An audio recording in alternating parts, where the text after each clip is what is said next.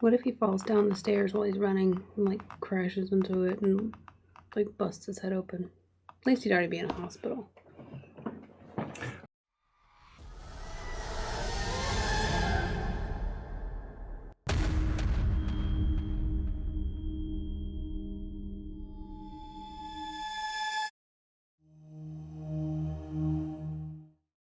Hey everybody, welcome back. Thanks for joining us in our Percentile Vice. We are currently playing Call of Cthulhu and running the Mister Corbitt scenario from Mansions of Madness. Looks like John has already failed his sanity roll. And we were rolling sanity with a penalty dice just for being at the same table with John. So, I'm Steve. I'm your keeper of arcane lore, and I am joined tonight by... Hi, I'm Emily. I'll be playing Alice, the antiquarian. Antiquarian. You always enunciate... Because I don't know how to say it otherwise. With antiquarian. Antiquarian? Very good. Okay, I'll try. I don't think I'll succeed. And the epitome of lack of enunciation... I'm John playing Amoy Bababula. The cowboy bootlegger. Cowboy bootlegger. All right, so we are playing. We didn't play last week. We slipped in a one shot for Valentine's Day. Emily had to work. John and I did Does Love Hurt, I think it was called. Does Love Forgive? Does Love Forgive is the scenario, the booklet. But we played the St. Valentine's Day Massacre themed scenario. A lot of fun. So here we are back, but it's been a couple of weeks, so let's try to remember what we were doing. All right? So Cue remembrance montage. Yeah. Edit that in later, John. Careful what you wish for. Something between a Brady Bunch and a Scooby-Doo kind of. Yeah. Remember.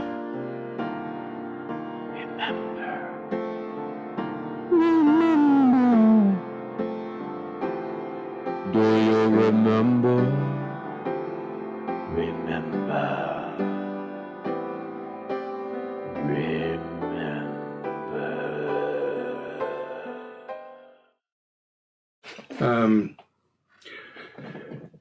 Alice, right across the street from you, longtime neighbor to your family residence, Mister Corbitt. Yes. You guys happened to notice Mr. Corbitt getting out of his car with some packages. He went into his house. Out of one of his packages, dropped what looked to be like the arm of a small child, which he quickly scooped up, and that got you guys looking into things.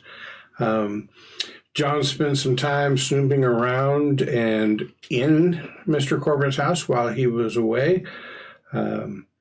Found some stuff in the basement, some surgical type tools, and even a little refrigerated section of a shelf or case that had what looked to be small human body parts like tendons or nerves or whatever in the refrigerated section. As part of looking through the basement of the house, John inadvertently allowed to escape this strange creature that had the head of a woman, and where its ears should be were two small arms, and where its body should be at the base of its neck was a single leg, all surgically attached, and it was skittering around on these three appendages and slipped out the window. That's when things got hopping. That's when things got hopping. So that creature has escaped, caused some ruckus in the neighborhood, as some people saw it. Police swept in. They were searching for it. You were advised to stay in your house. We did the exact opposite. Immediately left. You started doing some investigative work. You went to the library, Orrin Library at Miskatonic University, to see what you could find out about Mister Corbitt. You know that he inherited an import-export business from his father, left medical school to take over the business. His father had died, apparently falling down a ravine while Mr. Corbitt and his father were in India, somewhere over there, Punjab region or something. I don't remember exactly where. But he took over. You've also found out through your research that within a year or two of that, he married a young lady. They were expecting a child. The child came one night, and the midwife who was attending to Mrs. Corbitt was there. The delivery did not go well. Apparently, the child died. Mrs. Corbitt died from complications from the childbirth. And the nurse midwife suffered what was thought to be a stroke, from which she never recovered and spent many years in a local sanatorium. Yes. You're able to go by the sanatorium and find out a little bit of detail. You find out that she largely remained comatose the entire time she was there.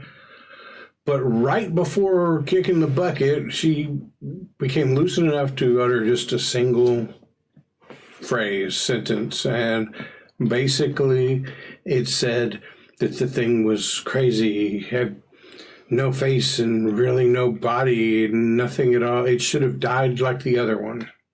And that was all that was said. Pretty cryptic.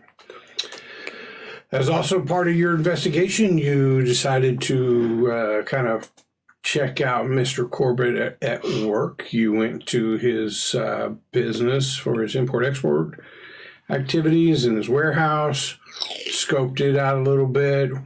When he left for the day, you followed him back, made sure he went back to his home, and then hightailed it back to the warehouse where an interesting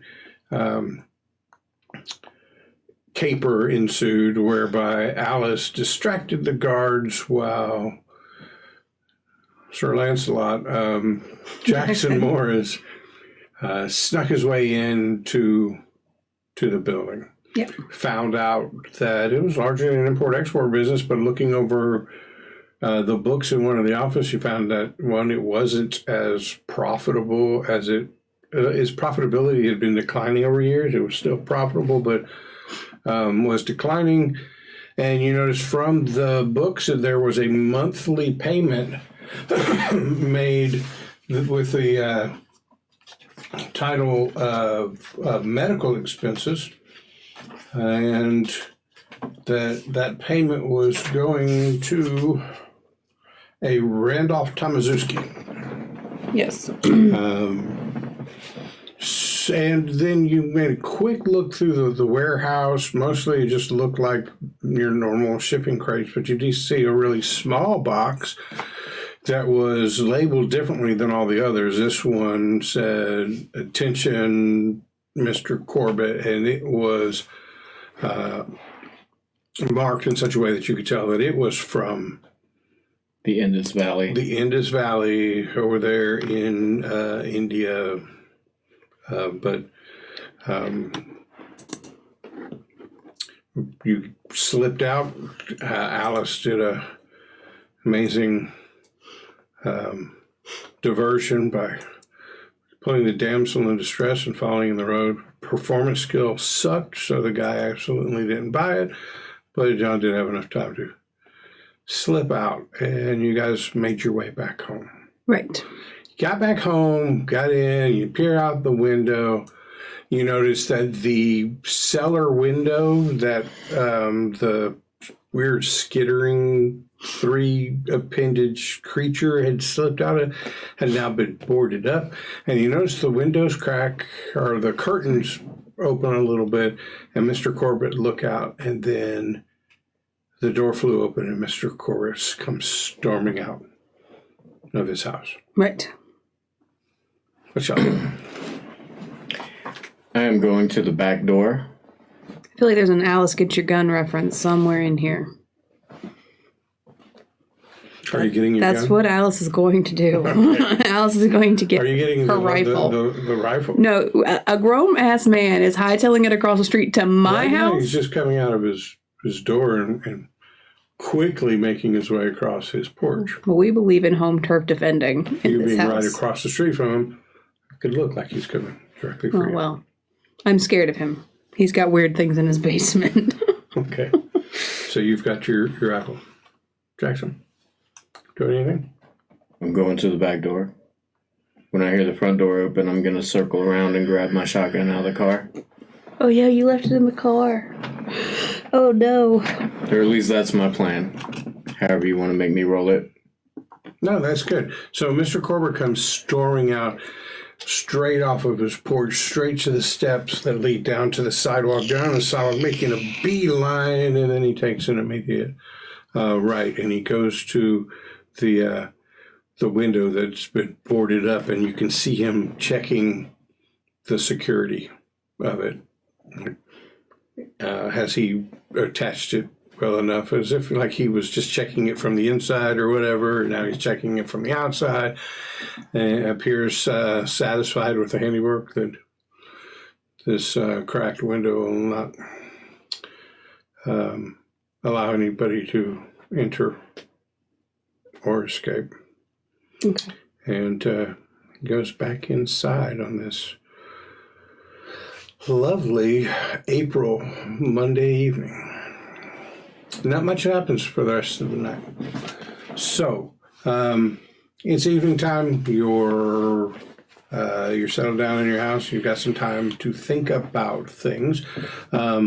So first I'd like to do is let's do some investigator development. Did you guys use any skills last time that you would like to see if you can improve? Yes, I did. So my first one is library use. So I'm going to try to roll above that. Let me open up my thing so I can see my dice roller here. I did use a handful of skills, so that's good. All right. Library use. A success. So I didn't get to improve that, but it's already really high. It is. Listen. Your listen skill. Look at there. Well, wow, you have a really low listen. I do. I don't listen You're very more well. about looking at things. Yeah. All right, so you are able to improve that skill. So roll a d10 and add that to your listen. Aww. Oh, 1. All right, so 21. Okay. All right, and then I also did one persuade roll that was successful. So And I you get to improve Get to improve that. the persuade roll also by rolling over the 50 this time. A little counterintuitive, the way the game is played. And again, only get a 1. Man. I'm just trudging through life over here. Right. I did a sleight of hand, but I don't get to improve that. So close. And a It'd be spot cool if you could hidden. spend luck to buy those points up. Just a bit. And spot hidden, which I failed, so I get to improve that. Improve your spot hidden by 1d10. A 5. That's much better. That was not bad. That's getting to be a pretty respectable spot hidden roll. 63. That's none too shabby. I think that does it for me. Okay. Yeah. Give me a luck roll. A luck. A bit of tree. Okay, add a d10 to your luck. A 6. Okay, so you're lucky now up to 51. Yeah. Very cool. And since it's a nice, quiet evening, things are a little weird around here, but you've got this whole evening to think about things. And I'm going to turn the scene over to you guys for a minute to see how you plan out your next moves. But that means you got some time to just kind of center yourself. So give me a sanity roll. And if you roll over your sanity, I'll give you some extra sanity to work with. Nope. Oh, you're well. A 71 of sanity. You're sitting pretty good. I've been over here really working on myself. Okay. John, how many skills do you get to try to improve? 4. Both. A short handful. Shorthand. Oops, wrong one. Hauling ass. His made-up skill. Oh, that's skill. Intimidate is a failure, which means, for purposes of investigator development, that is success. So roll a d10 and add that to your intimidate. You're getting pretty high up there in your intimidate too. 2. Make that intimidate a 70 from a Easy 68. 70. That's a passing skill. Cowboy diplomacy. Just I'm gonna chase have kids. to actually put it in later, but we'll navigate. Didn't get that one. Spot hidden. Didn't get that one. Stealth. Got that one. Roll a d10 for the stealth. Ooh, 7. Move up to 67 for your stealth. So those are all the skills that you successfully use. You guys remember to untick those skills now so that as you use them, you can put a tick mark by them and know that it's good.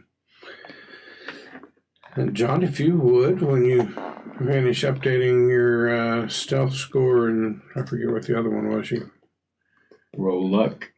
roll me a luck. Luck for you. Okay, no extra luck for you. Roll a sanity. So that's a good failure. So give me a d10 and add that to your sanity. 5 more points of sanity. So when you start off the morning, these new totals will be the totals by which you will determine certain thresholds, right? Right. Remember, at any time that you lose 5 sanity in one shot, then you've got about a madness, right? Right. However, if you should lose 1/5 of your total sanity, or then you would go indefinitely insane, and then temporary insane for a loss of 5 in one shot. So what that 20% number or 1/5 is will now be based off of this new number. Right. Okay. All right, great. Kind of average investigator development. You guys made it on a couple, didn't make it on a couple. Got a little sanity or luck back, or you got luck back but not sanity. Mm-hmm. And he got John got sanity back but not luck. Mm-hmm. Which is about weird. what you guys needed. Well, compared to honestly, but John uses luck a lot more than I do. And I use sanity, it seems like, much more than he does. he is We went unnaturally backwards. He's unnaturally lucky at his sanity roll. Yeah. All right, so there it is. It's the evening time, and the question of what is going on with Mr. Corbitt and the information you guys have discovered. I don't know that you had much time to discuss with her what you saw in the office and in the warehouse. There was the ride back, but why don't you guys Go ahead, have it now. have the scene. So what did you find in the warehouse? I think we already discussed that. Anywho. Well, concerning what you found in the warehouse, do you think that any of that was helpful? Are we any closer? Should we maybe check out the medical bill, like who that? No, we didn't discuss it because I got in the car. We came straight here, and then you were trying to not be not show him you were following him. Was that? That was before we went in. Okay. So everything looks pretty normal in there. Pretty much what you might expect from somebody who goes back and forth trading goods and whatnot as their occupation.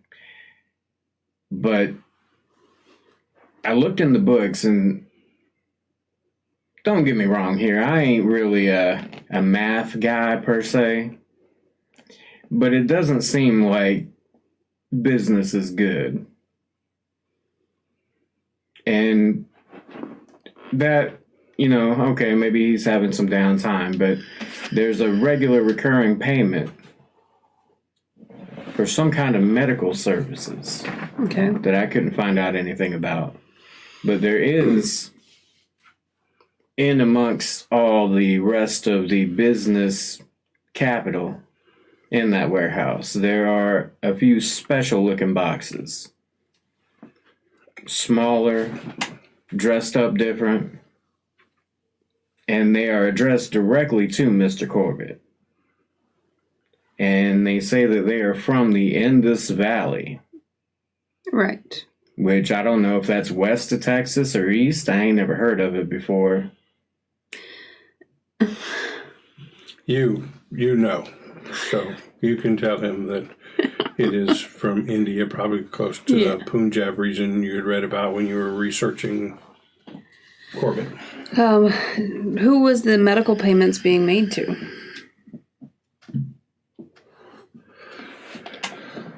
Thomas Ryszkowski. Some kind of Polish name. Close. Randolph Tomaszewski. It's Thomas Ryszkowski to her now. It's canon. Okay, well, would I have ever heard of that? Like, if it's like a doctor around town, or... You have not. Okay. Well, our options are to either go try to find Randall and figure out what kind of medical services he's providing, and if it has anything to do with the medical equipment that we're finding in the basement, or go try to talk to Mister Corbitt, and this time just bite the bullet on the awkward. Do you have a weird tripodal person that you keep in your basement that we most certainly did not let out? I just don't see how to bridge that subject any other way. Or we try to find Randall and figure out what's going on with the medical services.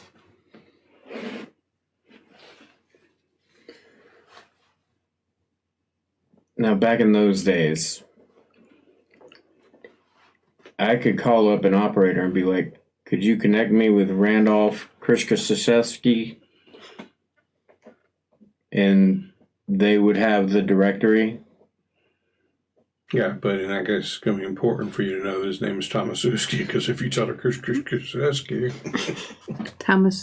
Tomasucci? Kama Sutra. Tomaszewski. Tomaszewski. Okay. So, do you want to try to see if we can dial him up? If you want.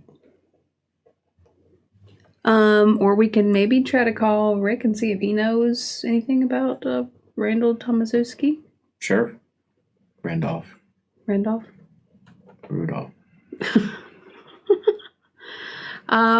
So I'm gonna call Rick and see if he knows anything about a Randolph Tomaszewski.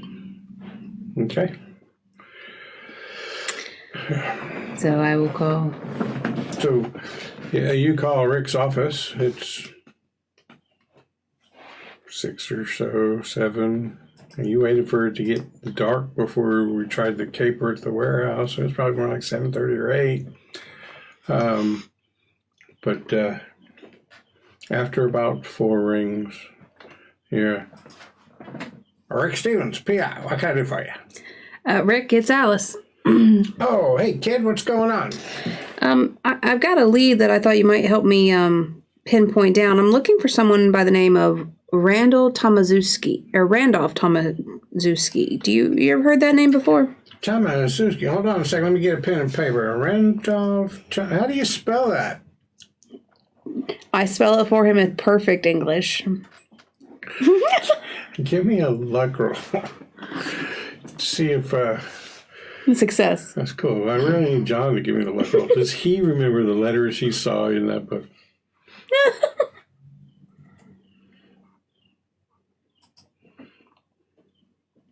Hauling ass. He just runs out of the room. Oh, dude. That was going off the hall ass thing. Quit rolling the whole ass. So John cannot remember, but based on your luck roll, you start thinking about Polish names and how they're done, and Eastern European and everything, and you just rattle off Tomaszewski. Got it, kid. Give me a few. Okay, thank you. Hold on.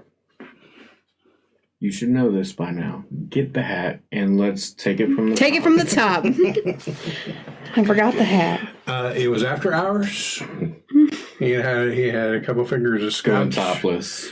There was a second glass of a couple fingers of scotch. There might have been a little slurring to his voice. Yeah. But if you ever wondered before, now you're pretty sure that either he likes working late, but he never seemed like that hard a worker to you, or his office doubles as his home, like he's got a cot in the back. Right, that he sleeps on, never leaves. Rick Stevens. P.I. Yeah. Okay. Anything else y'all want to do tonight, or you're ready to turn in and start a fresh day? I'm going to make sketches of the plants that I was seeing in the journal and do a little light journaling. You know, eat, laugh, love. Yeah. Okay. Seize the day kind of shit. No, I'm gonna have some tea and go to bed. Okay. So the day breaks, and But you're gonna do like a rooster crow. Cock-a-doodle-doo. Central rooster. you start about your business. You awake in time to see the very punctual and diligent Mister Corbitt come out of his house and leave in his car at a time that, based on your knowledge of the distance to his work, would get him there right at like 2 minutes till 8. And he's gone. A newspaper has appeared on your front door from, well, what's his name? You remember the kid's name? Billy? Billy. Look at you guys. So Billy is, it was Bobby, you idiots. Bobby Linsky. Anytime there's a kid on a bike, his name is Billy. Okay. Happy Wheels. Billy Bob delivered the paper. You bring it in, you got your morning coffee, you're sitting there. The phone rings. And I'll answer it. Green residence. Hey, kid, Trick. Oh, hi, Rick. Were you able to find anything out for me? Yeah, I did a little bit of sleuthing around, kind of what I'm good at and all. Hey, not a lot to tell you about this guy. I don't know where he lives or where he works, but I do know that he got into a little trouble not too long ago. And I'm going to send over to you an article I found. Okay. So after about 15 minutes, a courier arrives, and you see a copy of a newspaper article in the base. The date at the top of the newspaper was from about 3 months ago. Okay. Hey, Jackson, listen to this. Local man arrested in animal slayings. Police today announced that a suspect has been arrested in connection with the recent rash of pet kidnappings in the southwest part of town. Although released later for lack of evidence, Randolph Tomaszewski is considered the prime suspect in the recent disappearances of nearly a dozen dogs and cats from the homes and yards of the neighborhood surrounding Central Hospital. Tomaszewski is employed at the hospital as an orderly. It will be remembered that many of the missing pets have been discovered later in parks, usually mutilated or partially eaten. Public outcry over the atrocities has been strong, and police hope that they have uncovered a lead that will eventually allow them to close this case. Stated from 3 months ago, do you think he still works at the hospital?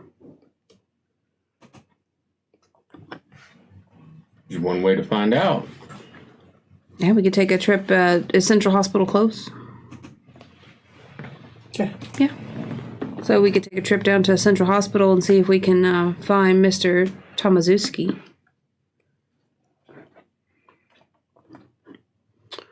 So let's do that. hop in his old jalopy and go on down to Central Hospital. I was going to ask if I could drive, but then I couldn't remember if I had, like, anything in Drive Auto. Oh, I do. 20. It's not bad. I think that's the same thing I have. Like, basic driving skills. So, you guys are going to drive to the hospital? Yeah. Okay. Who's behind the wheel? Jackson. Give me a Drive Auto skill. Just because. Because if you make it, you get to improve it. Failure. We have Wrecked. Wrecked.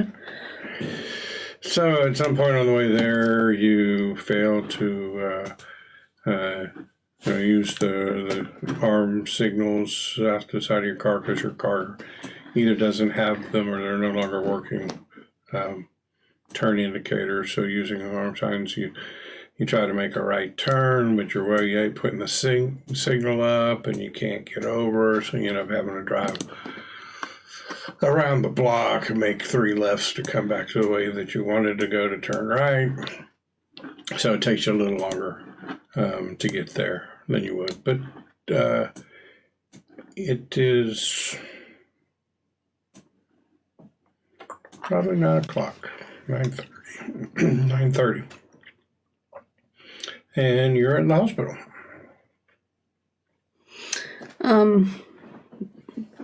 I grabbed the shotgun. Shoot up in a hospital.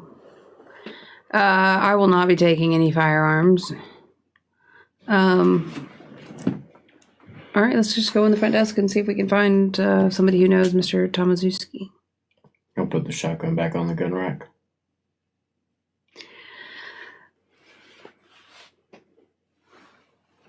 You got a rack.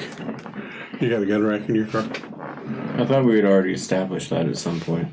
I know back in Blackwater Rick's Creek, car, you wasn't had gotten a pickup truck and then one, but I feel like you would have gotten a gun rack.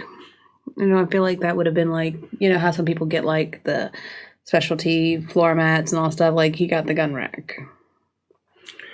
yeah, well, like the car that was a moderate purchase, but he had to bling it out a little bit, so he put a gun rack in the back window. The only other thing he did that could even be considered indulgent was $10,000 that he got from the gangster Declan McBride. Was that he got those little silver tips for his boots? Nice. Yeah. So they clink, clink, clink. Well, yeah, they're on the top, right? So he didn't get the taps for the bottom. He just likes a little bit of bling on the tip just of a it. touch. All right, so you enter the hospital unarmed. Unarmed, silly. I still have my pistol. Not visibly armed. No rifles. Or well, actually, you have a holster, don't you? Like strapped to your leg, really cowboy-esque. And your pistol's in there. All right. I'm going to walk up to the front desk. You walk in, there's a waiting room. It's your typical hospital look. In fact, the last time you guys were in here, you were quickly taken down a set of stairs off to the side and down to the basement where you saw a man come to life in zombified form. Yeah. Different receptionist there. Hi, may I help you? Yes, I'm looking for a friend of mine, Mr. Tomaszewski. Oh, Randolph. Yes, yeah. I believe he's working on the 3rd floor today. Okay. Is there a place where I could possibly meet him, or it could be called down? Can I go up to the 3rd floor? I need to speak with him momentarily. Yeah, you can take the stairs up there to the 3rd floor. Thank you. He'll just be walking around the ward doing orderly things, emptying bedpans, moving things. I don't know, orderlies do. Okay, thank you. You've been very helpful. And we'll head up to the stairs. Okay. So you get up to the 3rd floor. There is a nurse's stand. I'm laughing at myself because I almost said a waitress stand. Several nurses would be very upset if you called them waitresses. Right. Nice. I wouldn't eat the sausage in this place. So there is a nurse sitting behind there, dutifully hammering out doctor's reports on a typewriter and placing them into files or on clipboards or whatever. I'm sorry to bother you, but have you seen Randolph Tomaszewski recently? I'm looking for him. Yes, I have. He works here. Well, could you point me in the direction that he went, or... She reaches over and pushes a little button and says, Randolph to the nurse's station. You gotta do it like with the old... Randolph to the nurse's station. You got to file your paperwork. It's like the lady from Monsters, Inc. That's what I thought you were going for. So I was trying to do It was. Okay. Good. Randolph. So after a couple minutes, I don't know, a little more than medium-sized guy comes walking around the corner hallway and comes up. Yeah, okay, do for you, Mabel. Yeah, these people here, we should talk to you. And he turns and looks at you. I knows you? Not per se. Can we step right over here into this waiting room? I just have a few quick things to talk to you about.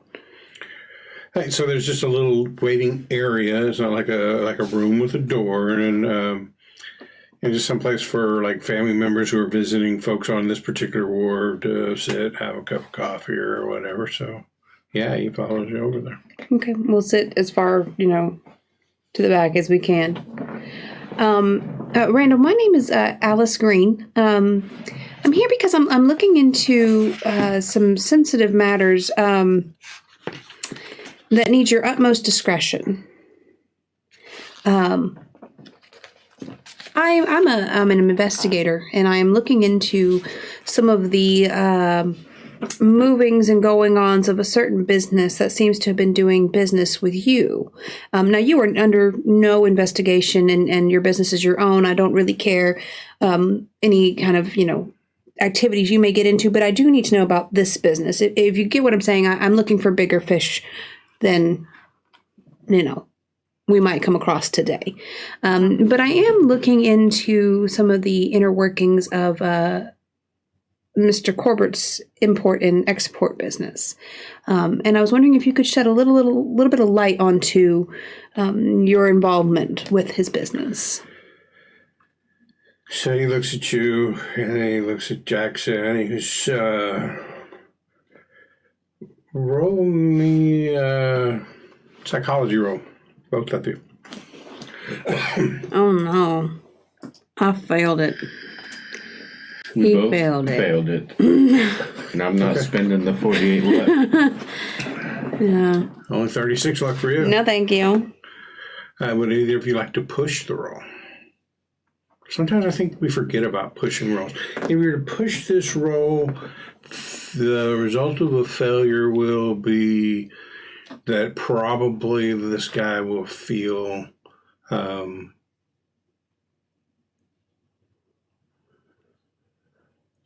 like the looks you're giving him are judgmental in some nature, and that he'd probably be less friendly or responsive if you were to fail the push roll. Well, with my 10, I'm not going to push it. I just don't feel like there's enough meat on them bones. Okay. 2 out of 3 ain't bad, right? It ain't bad. That's what Meatloaf said. May he rest in peace. I am going to think back to when my pa and my uncles used to do shakedowns of people in their old gang camp. And I'm going to try to associate the looks he's giving to some of the looks I saw back then. What are you doing? Sorry, there's. So dealing with That was bothering absolutely no one. It was bothering me. so reaching back and utilizing the experience you had, being around unsavory folks or people that were nervous or edgy about things. You take a closer, harder look at Tomazuski. Make your push. Failure. I don't know what y'all want to come up here asking about. So you went with Paul, and all of a sudden I went with this hillbilly accent. My paw. You guys coming here asking me about Corbitt like it's, hold on, I might have something I could show you about Corbitt. He reaches back for his wallet, and he turns just a little bit, and then he comes back with a flying hook right at you. Would you like to dodge or fight back? I'm gonna fight back. I was about to say, don't you dare dodge. Okay, I had to get into character real quick, and then just it's going to be his brawl roll versus your brawl roll. Ties will go to him. mine was a fail. Okay.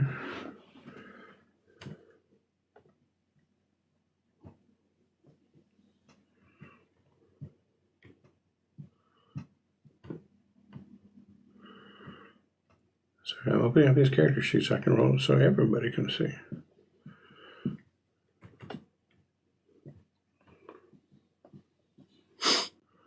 Also, His was also a failure. He wins the tie, but he failed. right. Right? And then he starts running. Oh, I got just a skill for that. Whole ass.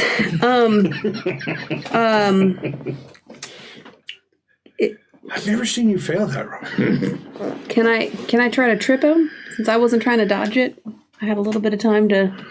All right, so first give me a luck roll, and I'm going to give you a bonus dice because it's a relatively small area to see if you were in a position such that as this is happening quickly, you could just, because if you were standing like next to Jackson, then you wouldn't really be in a position to throw a leg out to trip him. But if it was more of you guys were in a triangle formation, so give me a luck roll with a bonus dice since it's a small area to see if you're 50 versus 51. So I did So it. you're going to try to trip him. So that is a fighting maneuver, which basically is your brawl. Which isn't very good. But I succeeded!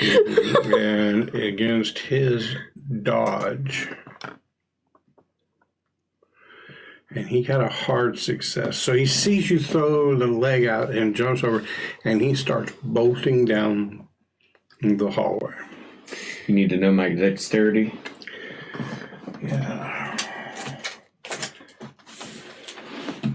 John's ready to chase some shit. How old is this guy? How old is this guy? I don't know. Let's say he's middle-aged. It's not really Jackson's demographic. Prefers. I don't want to say that. That sounds weird. What's your... 62. And...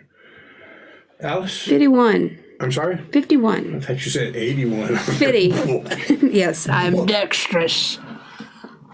Okay. You need to know move speed too. I do. Move speeds, please. Movement rate 8. 9. How did I get that? Because it's like size and dexterity over strength or something. Oh, so the bulkier. It's a derived thing from your dexterity and size, I think.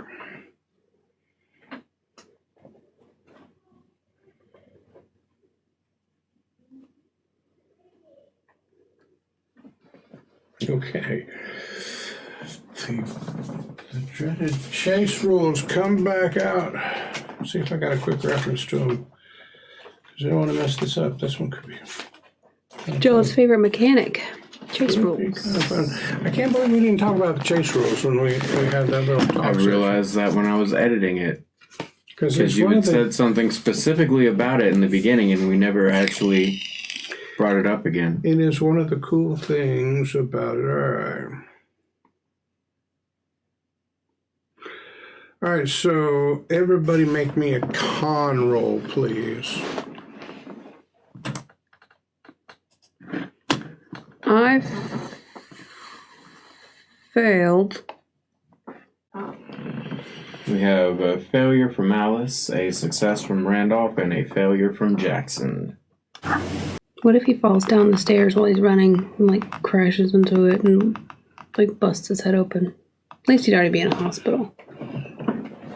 All right, he also has the highest dexterity, so he's going to be moving first. He has a +1 to his movement rate. You guys have -1s to your movement rates, which makes his movement rate a 9. Alice is an 8, and yours is a 7.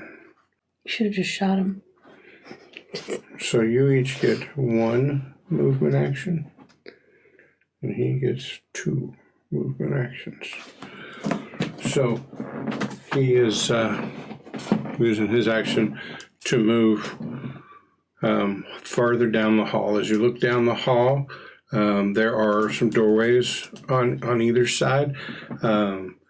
There at the very end of the hall, jutting out from one doorway, is a sign that says stairs. And at the very end of the hall is a window. And he is running towards the end of the hall. Right. So, Jackson. I'll use my 1 movement. Well, there are some rolls where you can kind of sprint, double your movement. I think you lose your attack if you choose to I attack. think that is correct. I remember because I had to outrun those dudes in Blackwater Creek. Glad we're doing this. I'm sorry I wasn't more prepared for it. That's okay.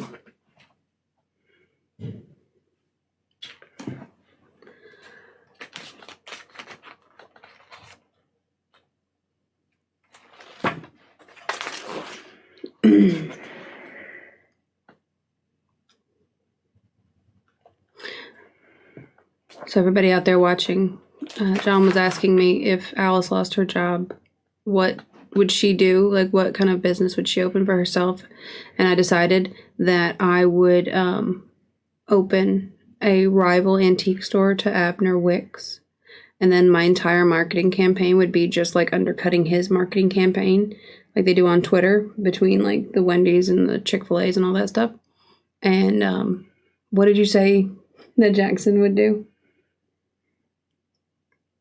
Said if bail bondsmen were a thing back then, he would probably do something like that. Yeah, like, and that way you could just chase, people all day long. All right, so I was wrong. Jackson, you have 1 movement action. You have 2 movement actions, and he has 3 Okay. movement actions.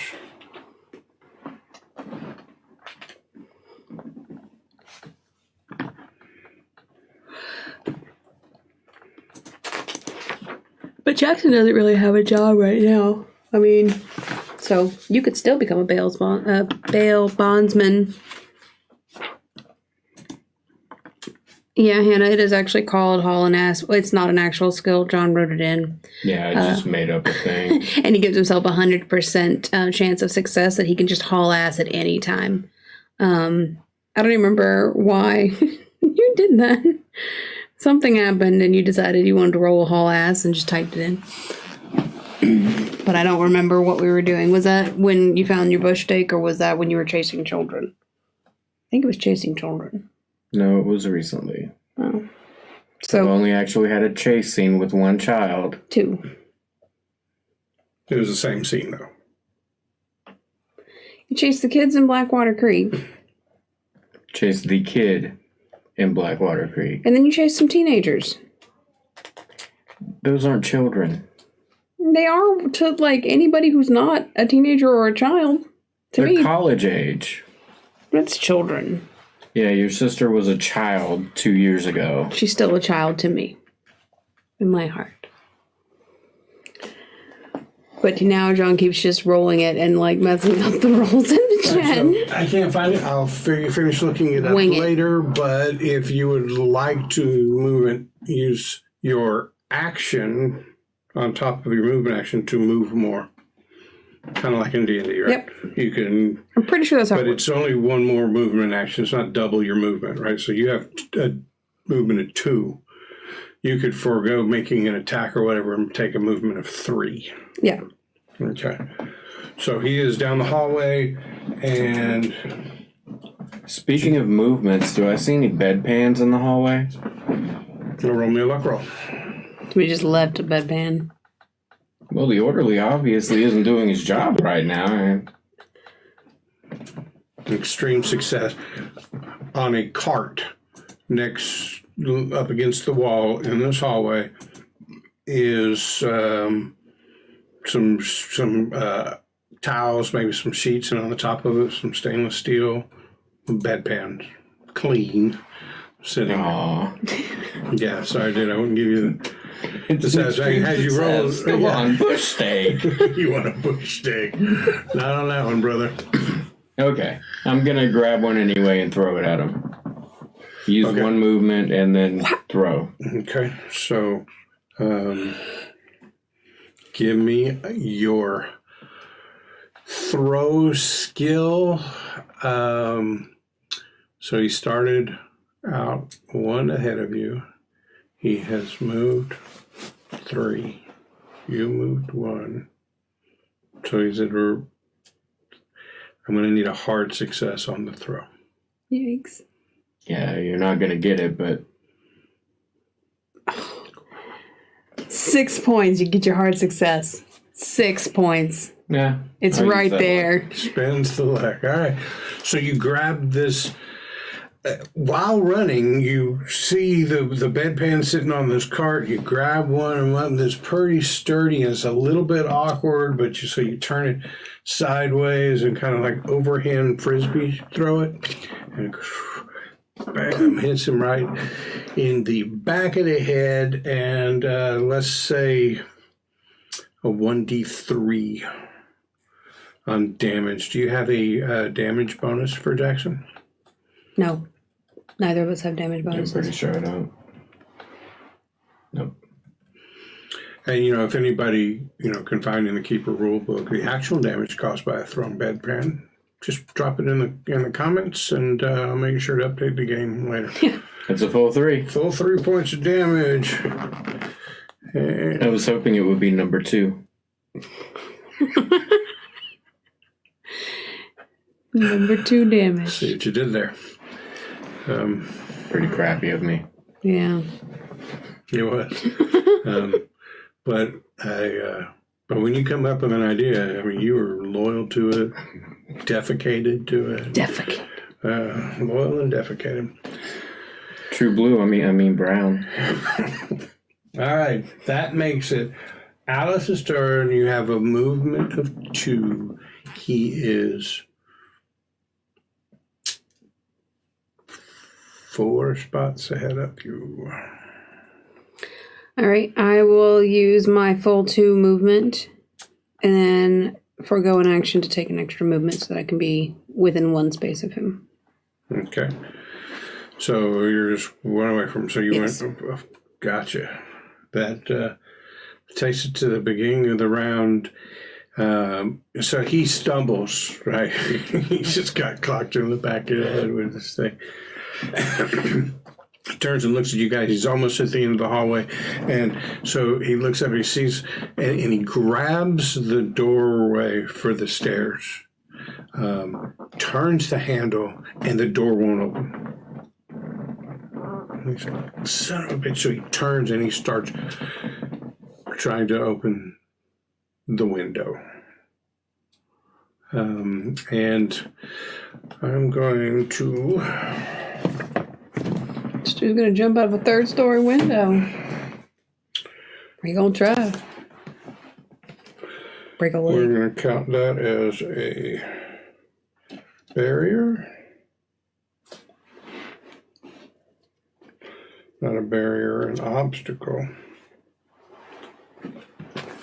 He'll be just another hospital secretion. It doesn't seem like dodge is the right thing for this obstacle, so I'm going to do a strength.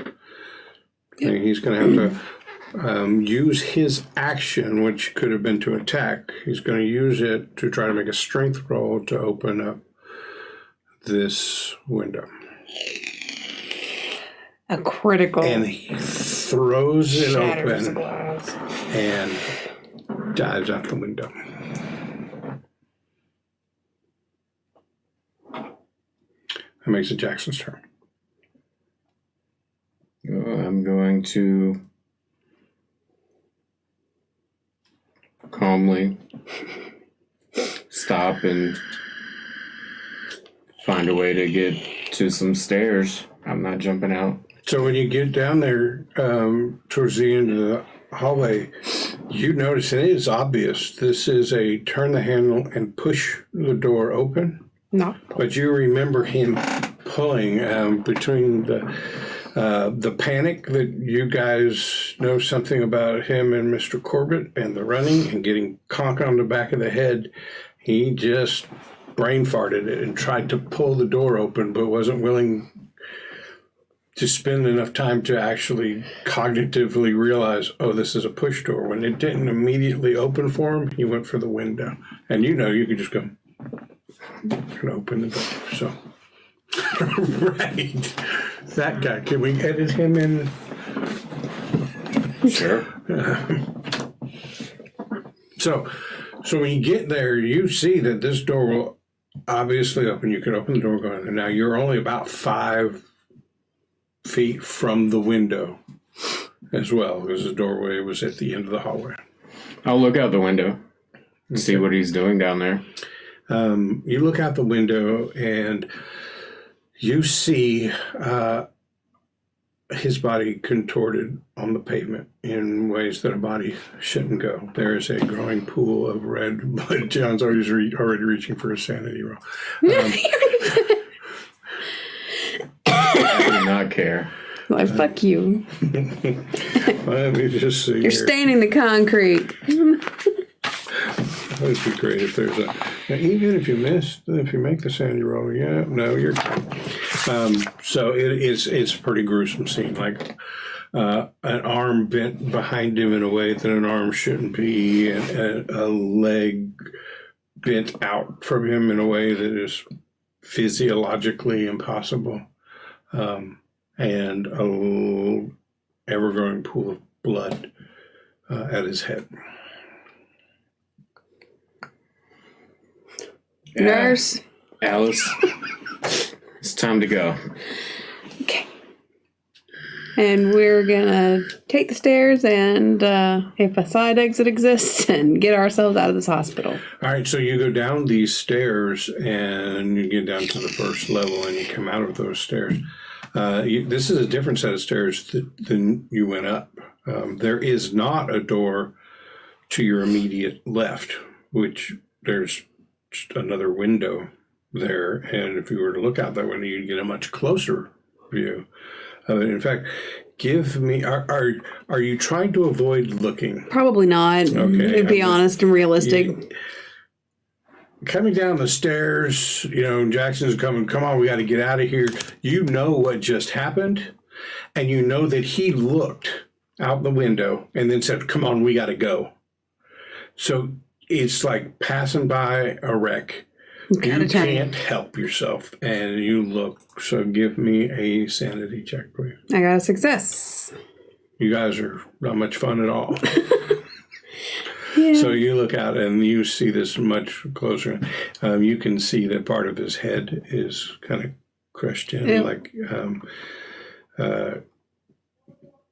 it wasn't a full-on swan dive, but his head was part of the initial impact, along with his side that messed up his arm and his leg, and the unmistakable look of death on his face. There's no, before you get all the way out and close the stairs doorway behind you, fact, it's probably on one of those cool hydraulic or pneumatic things up at the top. The door's going to quietly close itself. But you hear some screaming from a couple floors up. Time to go. Just ruining every place we've ever been to. All right, so nobody down here is any the wiser at this point, but they probably will be soon. So what are you doing? Heading for the front door. Okay, and in what manner? Are you running for the front door? Are you doing a fast walk? I think. Are you taking it real cool, like nothing to see here? I'm gonna look at Jackson real quick and be like, Jackson, we can't just leave. At least 2 people in the hospital know we were asking for him moments before he plunged out that window. So I'm gonna probably run up to the front desk and start telling her he jumped out the window. He's right out there. He's been very badly hurt, and I don't know what happened, and just panic stricken, trying to get help. So she's taken by surprise. She jumps out of her chair and like, what? And she starts heading down the hallway. About the time she gets there, there's people coming. The nurse that you saw at the nurse's station on the 3rd floor has come down, and a couple of people behind her, and they're looking at, and there's screams and gasps and sobs even. And the nurse said, what? You guys came to see him. What happened? I mean, I saw him run away from you, and he went to strike me, and he tried to attack me, and I don't know what happened. And Jackson, he defended me, and then this, I don't know what happened. I saw him run away from you guys, and he was well down the hallway. So, from her seat at the nurse's station, and the periphery down the 2 hallways, she could see you guys. So. She is corroborating to everybody else that he just jumped out the window. Now she didn't actually see him jump because the angle is wrong, but she could see that you guys were not in a position to have thrown him out the window. So she's corroborating it. In fact, she seems to be basking a little bit in the attention. Right. No, I saw it all. Right. She couldn't possibly have seen it, but but she's taking a couple of things like, he's here on the ground. She saw him running. She could still see you guys. And so in her mind, she calculated she couldn't have possibly done it. And whether it's intentional or not, she's just extrapolating from that and giving it as a eyewitness account that he just jumped out the window. It was the craziest thing. What did y'all want to talk to him about? Because, well... I'm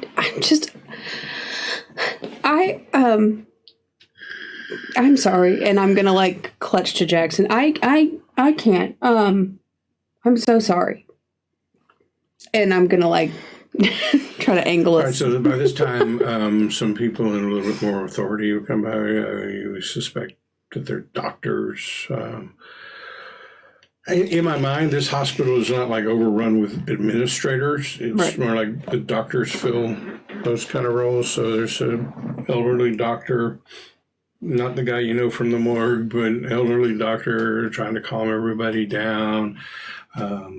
Somebody calls the police. Somebody has gone around or through the window to verify that he is in fact dead because, well, they're doctor-y people. It's their job. So they better just check it. But it's quickly verified that he is dead.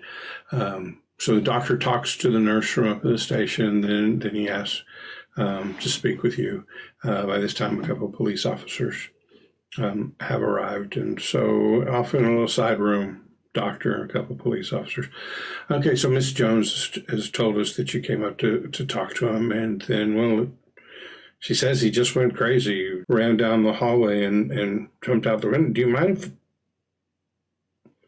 if I ask what you were discussing with him? Why? Do you know why he just...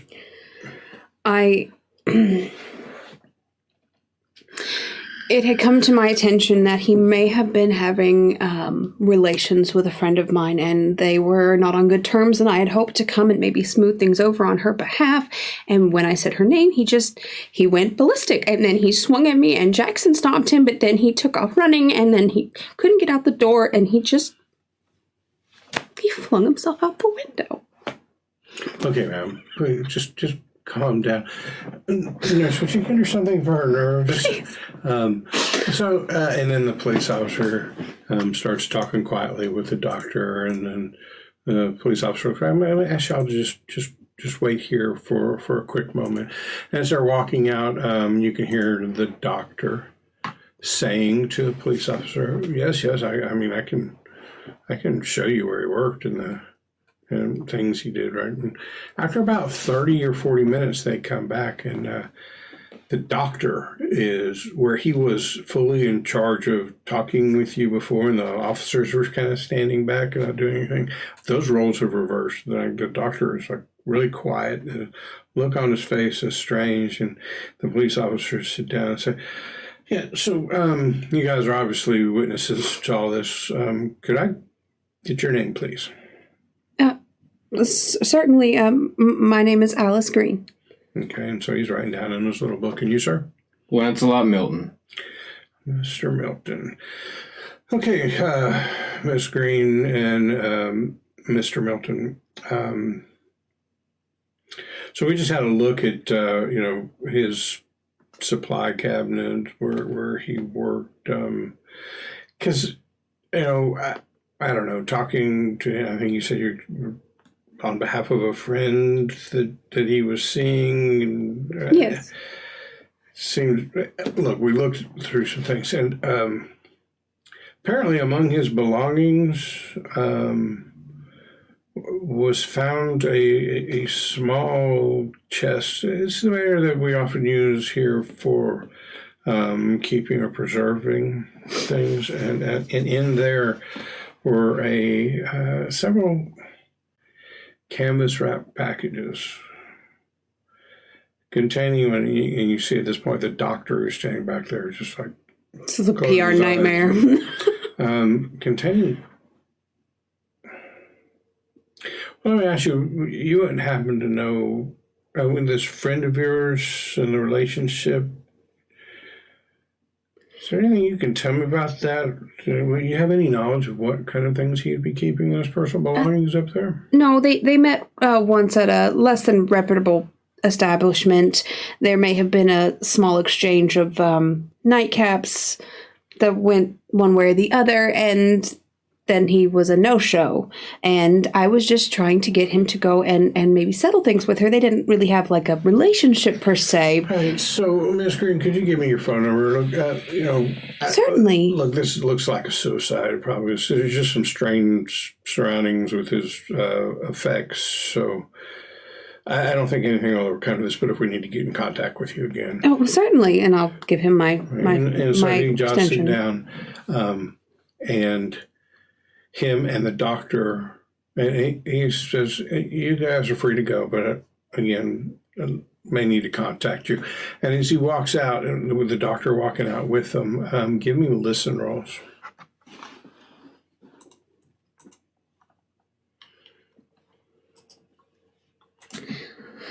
Listening. Failure. Big old nasty failure. I got a hard success. All right, so Alice, you're reaching into you're making sure that the persona and the act that you put out there is holding scene all the way till the final curtain. So you're reaching into your pocketbook and pulling out a dainty little handkerchief, and your focus solely on being the helpless waif that you. Yeah. But Jackson, you hear as they walk up, you hear the doctor say, "This is highly irregular. Those should have been destroyed in the incinerator downstairs. I have no idea what this is most unusual. I can assure you nothing like that." That's the kind of conversation. And by that point, they've walked far enough away that you don't get any more information except the doctor telling the police officer that those things should have been destroyed in the hospital incinerator. He has no idea why Tomaszewski had them. So after speaking with the hospital administrators, it's, it's kind of like, being pulled over and given a ticket, or you're in a small fender bender. It seems like when you watch everything that the officials and the police do, that the whole thing could have been wrapped up in about 20 minutes, but it actually takes 2 hours. Yeah. So they all walk around. So all the morning is gone, and it's essentially, 12:30, 1 o'clock. Okay. Yeah. So you guys walk out of the hospital. Though not specifically stated, you got the feeling from the police officer that there was the hidden, don't leave town, we might need to talk to you, Yeah. kind of thing. So what y'all gonna do? Leave town. Leave town. The exact opposite. Do you want to head back to my house? Leave town, Yeah. sanity intact, health points intact. No skin off our backs. Retired in Missouri with $9,273. Live peacefully. Could go to the library and cross-reference the geographical area With? body parts.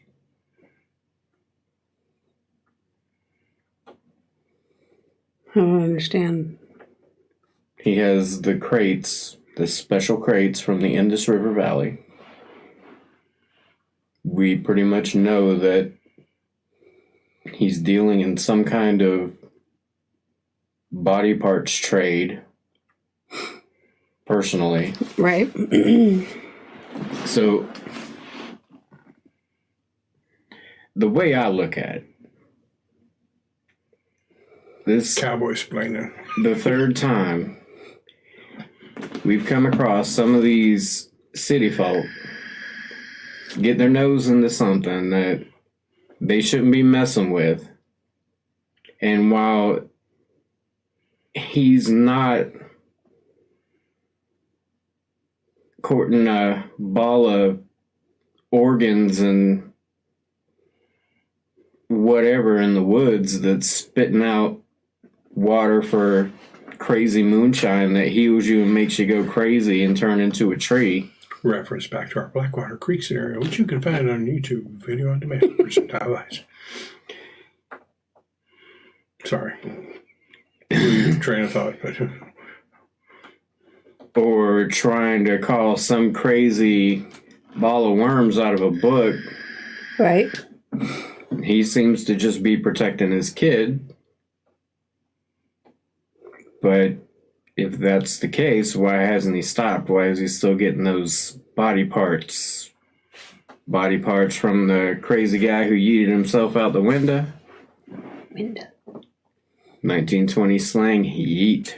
Yeet. Yeah, I think you can do the etymology or entomology. You never know. One's study of words and one's bugs, but both may apply here. Right. If you follow that back, yeet was first used in 1919 by a gold prospector in California. But there is something going on here that we just hadn't put our finger on quite yet. We could go ask Corbitt, but why would he tell us? Yeah, I mean, unless you're going to do it at gunpoint, I don't see why he would. See, now you're not role-playing your character, right? Because I should have had you at books. Books. I just don't understand what we're going to cross-reference geologically or geographically. Indus River Valley. Weird medical bullshit. See if we find any places where these two meet up.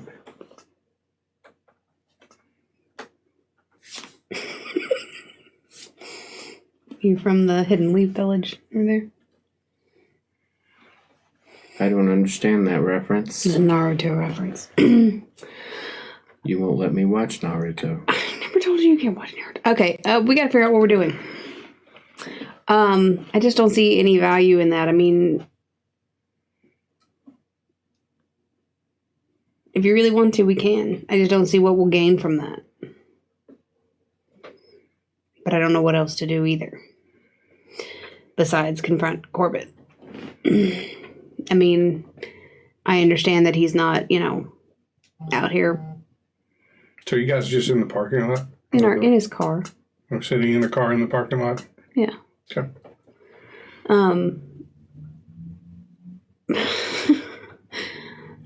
That felt a lot like just the random make a perception check. Okay. But I mean, if he's illegally harvesting limbs and things from the hospital and from other countries, I mean, that's not okay. We have to find something to end that. He can't do that. Well, knowing why he's doing it could give us a leg up. Ugh. Gross. Okay, we can go to the library. If you arm yourself with enough information. I mean, some of us got to be all ears around here to make up for Okay, it. we're going to go to the library, apparently. To the library? The Or library. in? I quit. All right. So yeah, you make the trip back to. Well, actually, you're not that far because the hospital, Sisters of Mercy, I think it is. I could be wrong. Hospital is a teaching hospital on the campus of Miskatonic University. You could probably walk, but you're already in your car, so you drive around to the other side of the campus, park in a different spot, go up into the. Or you could park at your house and walk across the. No, we'll park in at the Okay, campus. so yeah, you're back in the Orin Library, and you wanted to research Indus River Valley and look for instances. What you need is a nexus search here.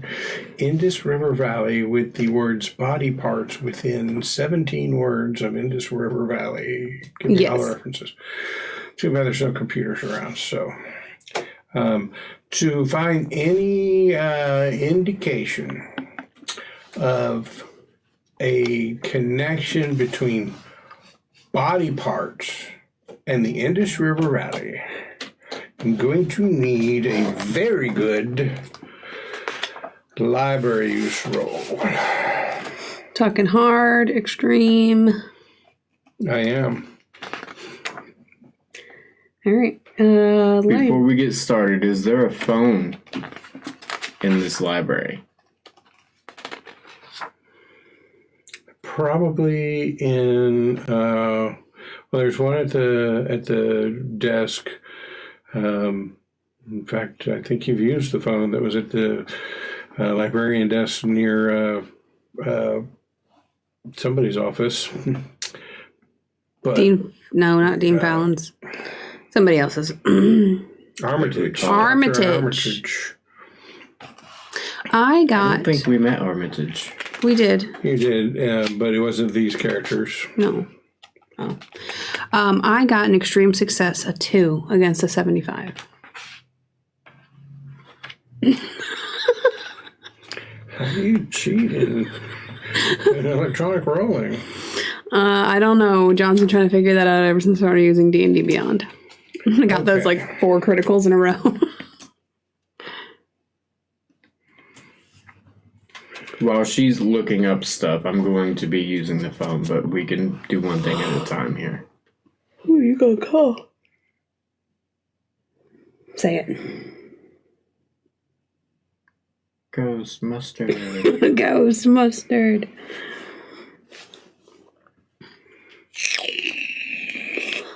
That was a really good roll there. Okay.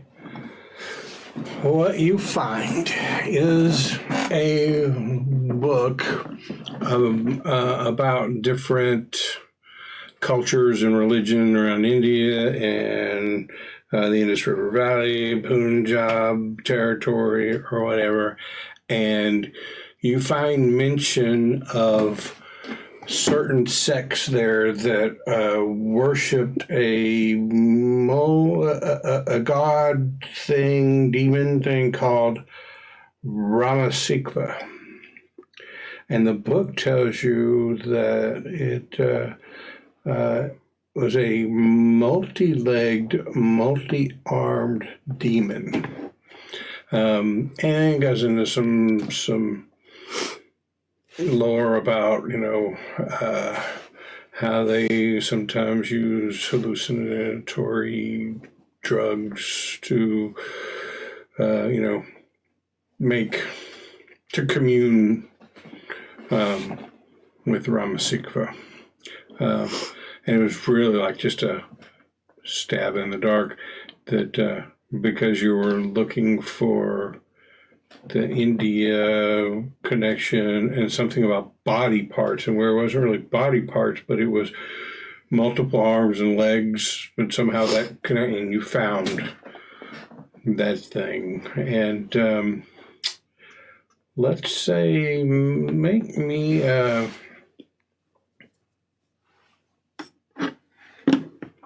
go with an intelligence roll, or intelligence or knowledge. So Intelligence or education? Education. So either a no or an idea roll, whichever one is best for you. Education. Hard success. So as you're reading this, you're thinking back to the articles that you read about the death of Corbitt's father, and you see some information that indicates that this is, not only that part of the world, but like this is the very region of that part of the world where the death of the senior Corbitt happened when him and his son were together. So this book talking about this culture over there that was worshiping this multi-armed, multi-legged demon god creature called Ramasikva was the exact region that was referred to in your previous jaunt to the library where you found out about the senior Corbitt falling to his death. So while she's doing that, I'm going to try to use the telephone in the library to get in touch with Abner Wick. His favorite boyfriend. So you don't have any of that knowledge with you when you go to talk to Wick? Okay. Unconsidered trifles. May I help you? Hey, let me talk to Abner Wick. Is he in at the moment? It's noon. Mr. Wick is indisposed at the time being. Well, if he's indisposed, then hand him the phone. Mr. Wick is currently resting and we've been instructed that he is not to be disturbed. He is something of a creature of the night. No, I mean night owl, I believe is the way you would say it. Oh, okay. I'll call him back later. Very well, sir. Tell him I got a nice mouse for him. May I say who is offering a nice mouse for Mr. Wick? The mouse man. Right, Mr. Mouseman. M-A-U-S-M-A-N has a mouse, M-O-U-S. Got it. Thank you, sir. Please consider unconsidered trifles for all your trifling needs. Goodbye. Trifling holes. Not a bad idea, but from your few interactions with Abner Wick, he's not a big fan of the daytime. Okay. Well, I do now. No, we knew that. He went to dinner at 9:00 with you guys. His associates act like they're vampires. Like that's my fan theory. So they're all vampires. So what? But kudos to both of you. And, inspiration doesn't happen in this game, but I'm going to do something like it, like a bonus dice on any roll you want, but you have to use it before the end of the session. Okay. For both of you, for the role play and relying back on key NPCs. Yay! Rewards. My thing is broken. What thing? Oh. It wasn't Failure. That's not broken. That just doesn't work. Well, I had 2 regular successes and an extreme before I had Yeah, failures. I but you've thought I done would it have enough failure times first that all time. that's showing on my screen is failure. That's true. Jackson, I found this book about this god called Ramasikva. It's a multi-armed demon god that's worshipped or associated with a specific area of the Indies, the same area where Mister Corbitt and his father traveled to, which led to the untimely death of Mister Corbitt Sr. John, make a mythos roll. Mythos roll. Hopefully it happens the first time this time. Where's my cheese?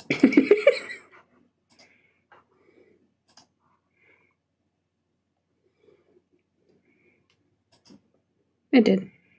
Oh, 17 versus 6. Luck time. Use the 9 So you leg. could use your bonus dice, but even your bonus dice will only get you to a 7. That's true. And it's very unlikely. I'm going to use the luck. 11 points of luck. 11 points of luck, but For this tasty. I mean, this is one thing that you have got to spend the luck on. I feel like. I think it's a good choice. then it would have been better if you could have succeeded, so you could have taken it off and increased it. I don't think you can take that off. I think he's. Oh, no, that one's that one's the one you give. Mythos. I think that is correct. Yeah. Is there even a tick box next to it on your sheet? Yeah. No, you only get it by Encounters. utilizing spells, reading mythos Books. tomes. When she says Ramasikva, something clicks, and maybe you're not even sure where you remember seeing it. Was it in your father's and your uncle's notebook? Was it in the papers that you read when you were looking through the witch trial papers and learning the spell out of there? You're not sure where you remember it from, but you're certain that Ramasikva is multi-armed, multi-legged demon. What's the word?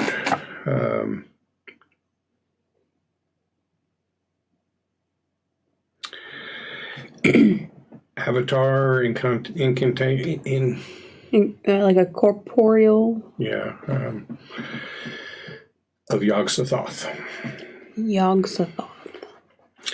And you don't know a lot about Yog-Sothoth, but what you read made you think that this was like very powerful cosmic creature. Does anything Can I take a minute to try to recall if anything I've seen gives me the impression that he's trying to summon something?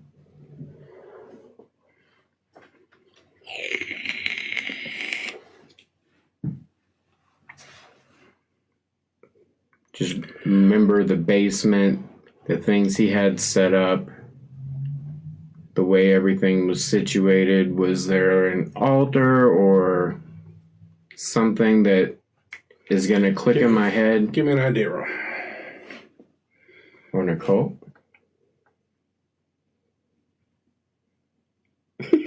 Good shit-eating grin. He's got a better chance on the idea roll than the occult, but you can't increase Check it off, yeah. I was just thinking, how wicked is it of me There you go. to ask for things like int rolls and strength rolls and whatnot that you can't get better at. But okay, so yeah, you can make an occult roll. Your chances are worse. But would you like to spend 16 points of luck? Nah. Sound a little salty So about that. no, but I mean, you without the aid of that, you have seen that there were surgical supplies, that there were scalpels and whatnot down there. The refrigerator compartment that was keeping smaller body part, fresh and presumably usable. You saw this man take body parts into his house, and at the mention of his name, orderly of the hospital took care of things, and his belongings were found. More body parts that, from the description, sounded like they were wrapped up in just the same way that you saw Mister Corbitt getting body parts. So I think you would be thinking right now less of summoning and more of creating.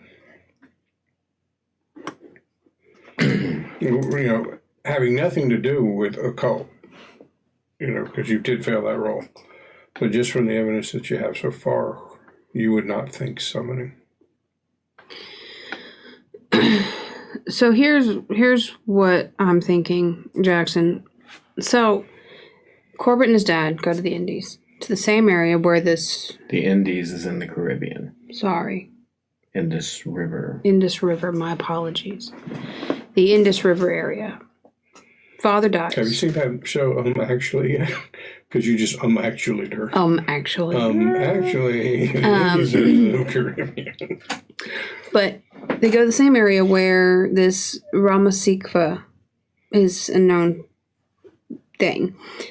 Then father dies. Corbitt comes back. Within 2 years, his wife he gets married, carries a child to term, tries to deliver that child. Child dies, mother dies. Second child is born, horribly disfigured, and we're assuming that the little thing that you let out is that child, and that he's attaching body parts to this child. So somewhere from when he was with his dad to giving birth, something happened to disfigure and keep a child alive that was only a head. So something must have been brought back, something must have been affected, or something in him must have been changed to bring into the world the beginnings of something very... So give me an idea or a no roll. No. Extreme success. Okay, so as you're talking this out to him, you're putting all the pieces together and trying to make it all make sense. You remember that the written statement from the midwife right before dying said something about this formless thing barely had a face. And at that point, it clicks with you that this other creature was a fully formed head that had arms and legs. And so now you're putting those two things together, wondering about the logic step that says that three-legged or three-appendaged creature was the child. You follow me? But I thought her thing said it didn't have arms, didn't have legs, and it barely had a face. Right. But the head of the skittering creature was a fully formed woman's head. That I think you even asked for about how old, and I said like in the 30s. This child that was born would have been like 13 years ago, 12 years ago. So putting those things together, as you're saying, and we assume it's that thing, then all those things hit you. Like the midwife said, it barely even had a recognizable face. That Jackson said the woman skittering creature looked like it was like in its 30s or 40s, and now you're questioning yourself on, is that the child? Like maybe that's the logic flaw that's hanging you up. Yeah, I mean, maybe it's not the child. Maybe we've been assuming wrong. But then, how was he bringing to life body parts attached to what would have had to have been a severed human head? How did a bear made up of worms attack us? I don't know. The same way. Something is wrong. But this Make a Rama... sanity roll. I'm getting too close to the mythos. Both? Just lucky you. Well, actually, there was nothing in this modular scenario that says to make a sanity roll here, but your mind and your character getting just real worked close to yourself those into a worlds. spot where what does all that mean could be potentially. I'm having to peek behind a lot of walls that have built up in my brain. But you made your Yeah. I sanity missed roll. it by one. You didn't have to make one. It was her. She's talking this out to you, and as she's talking, she got to a point where she could have just talked herself into a bit of a breakdown, but she made it through. It's me every day. But this Ramasikva, there's some parallels there. You know, he's getting human body parts and attaching arms and legs. His wife gave birth to some horribly deformed thing that, according to the nurse, didn't die. I read this book once Yeah. where this cop had to go undercover. And in order to really go undercover, he had a surgeon switch his face with the face of a criminal. Maybe this guy has switched a face with the baby's face. So you two are having this face off. And now he's got some sort of Nick Cage in the basement that he's keeping the baby in. So the bonus dice that I gave you earlier, it's gone. Gone. I'm taking that back, just as a Thanks. matter of fairness to our audience. So, You guys are still in the library. yeah. Hushed tones discussing this over this old book on ancient cultures and their connection to current cultures. Cultures. Can we look up more information on the cult of Ramasikva? I'm assuming that, like most other gods, there was a cult active at some point.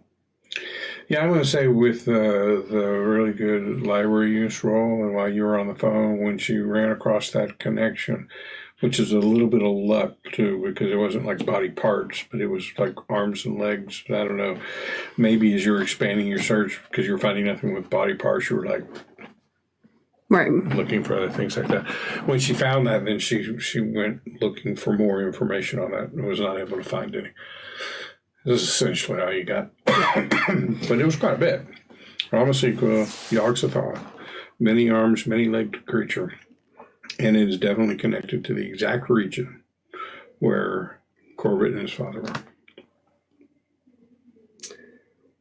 So my theory is that something he either brought back or something that changed within him caused whatever horrible mutation happened in his child. He somehow is constructing some skittering multi-armed, multi-legged woman thing. It only has one leg currently. But there's obviously intentions to add more because they had multiple other wrapped up body parts waiting to be delivered. We don't know what kind of body parts, but, 2 arms and a leg, you're running out of appendages to add, So, at this point, I feel like we kind of have to go talk to Corbitt. I think we got to name drop the Ramasikva. We got to tell him what we've seen. We've got to get him just to fess up to what's going on. I don't know what else we could possibly do without him filling in those key pieces of, the other child, what this thing is, what he found in the Indus Valley, like what. And I mean, we've checked his job. As you guys are sitting there talking, both of you give me a notice roll. I'm sorry, wrong game. Spot hidden roll. What game has a notice roll? Deadlands. I got hard. I did not. What did I do with that? Sitting at a table next to you, at some point in your conversation, probably minutes ago, somebody sat down and started reading today's paper. And they're sitting in such a way as they're holding it like this. The front page of the paper is facing you. We never read the paper this morning. And you realize at that point, I never read the paper this morning. And on the front page is this big headlines that says,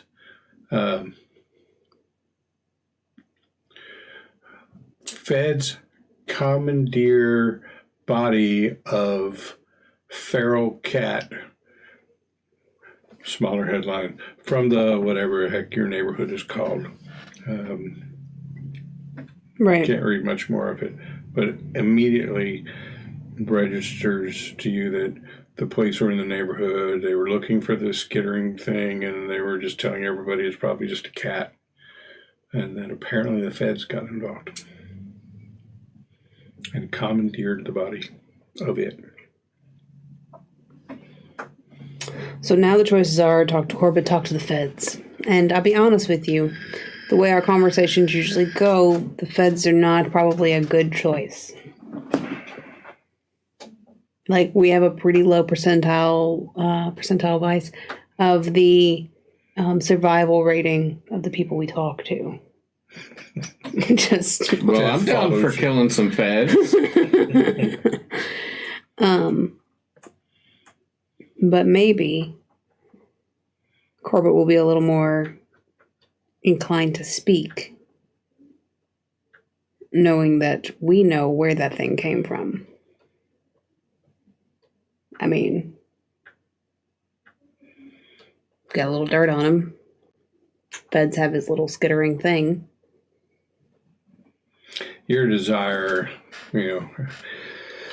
educated, antiquarian, you're into your books, right? Your desire for information is just overwhelming you at this point, and the headline's not enough. I'm going to go over and ask him, can I borrow that paper? He folds it up. Absolutely not, and walks out. Let's go home and read the paper. They don't get the paper in the library? Not today's paper. They only get past papers. Yeah. Okay. All right, so you go home, and there the paper folded up on the table right inside your door, where you never open it. You open it up, sure enough, there's that article. And you read the article. You hear, there's quotes from police officers that basically are nothing burgers, right? Good work from all the guys out there today. Right. And then a quote from the feds explaining that because the possibility of rabies existed, blah, blah, blah, which all sounds like bullshit. But farther down in the article, there is quotes and statements from like people in the neighborhood who, like somebody, like, it didn't look like any damn cat I ever saw, and somebody else saying it was absolutely a cat, and somebody else, giving a more weird description of it, but still kind of vague, right? So it's like you gather from the article that the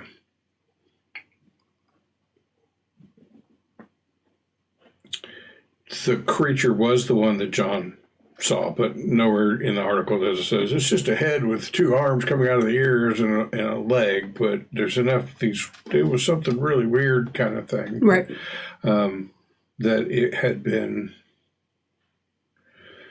killed, and then the feds had come in and taken the body. Right. They only use the term body to describe things that are usually dead. Yeah. And you're like right inside your door, right? Your desire for information is like you open up the door, you throw your thing down, you're standing there like, what is she going on? And you rip it open and you read the front and you flip to the continued on page 17 and you're trying to absorb all this and you haven't even bothered to shut the door. And you hear this, maybe you do, maybe you don't. Give me a listen. Him? Both of you. And use your bonus dice, the ones that you were awarded. Because you both suck. Okay, so you do your bonus die first. Nope. I hear nothing. I got the same. Nothing. I may as well have arms for ears. So let's retcon back to character development when we say, hey, this is a game mostly about investigation and you idiots put some fucking points in listen. I got like 60-something in spot hidden. I'm good. Okay. 30 in psychology, 45 in the coat. I am hard of hearing. All right. So you will still hear something, but your ability to really make it out. Right? I mean, you're not deaf. You can't discern what it is. So you hear something coming through the front door, like it's coming from outside. Nothing's coming in your door. We hear the sound. You hear the sound coming through your front door, and it sounds like a weird, low moan. But interspersed with that, you would swear you hear the cry of a child. Billy Bob. And you turn, and there's nobody out on the streets. And the moaning sound happens again. And that... It's not like it's two different sounds. It's like contained in this sound is this weird, deep, guttural moan and a crying child, like baby or toddler child. And you are certain that it's coming from the lower part of Mr. Corbitt's house. Don't say it. And that's where Don't say it! And that's where we'll stop for the night. No. We'll be back on Monday for our normal Monday stream. We're not quite sure what we're going to do. We might do a one-shot. We might do another discussion episode, but join us at 6 o'clock on Monday. And on Thursdays, we will be continuing Mister Corbitt from Mansions of Madness. I'm Steve. I'm your Keeper of Arcane Lore. You can find me on Twitter at RickStevensPI. Please hit me up. I'm Emily. I've been Alice Green. You can find me on Twitter under Percentile Vice. I don't have my own Twitter because I'm you. I don't know. I'm John, playing Jackson Morse, cowboy bootlegger. Have a great night. Bye, guys. Bye.